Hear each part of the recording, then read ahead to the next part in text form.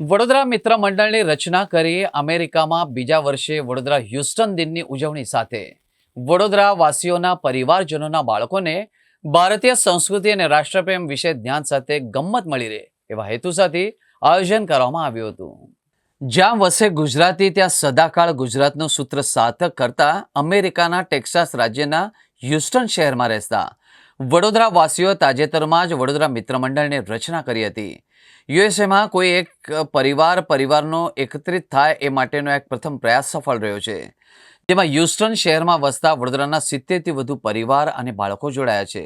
વડોદરા મિત્ર મંડળની સ્થાપના બીજા વર્ષે રાષ્ટ્રીય અને સાંસ્કૃતિક કાર્યક્રમનું આયોજન કરવામાં આવ્યું હતું.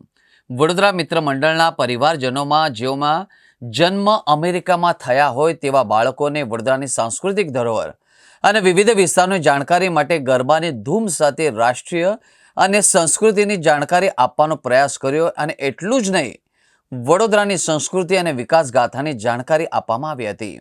વડોદરા મિત્ર મંડળને અમેરિકામાં પ્રથમવાર સ્થાપના કરનાર વડોદરાના મૂળ રહેવાસી ગુંજન શાહ, રૂપલ પરીખ, ધવલ ત્રિવેદી અને અપૂર્વ ત્રિવેદીએ કહ્યું કે કૈલાશવાસી શ્રીમંત મહારાજા સયાજીરાવ ગાયકવાડની નગરી વડોદરા એ સંસ્કારી નગરી છે. તેમની આગવી ઓળખ વિદેશોમાં પણ રહેલી છે. ત્યારે વિદેશમાં વસતા વડોદરાના પરિવારજનોની આગામી પેઢીના બાળકોને વડોદરા વિષયની જાણકારી મળે એ માટે તમામ વિસ્તારની માહિતી રજૂ કરવામાં આવી હતી.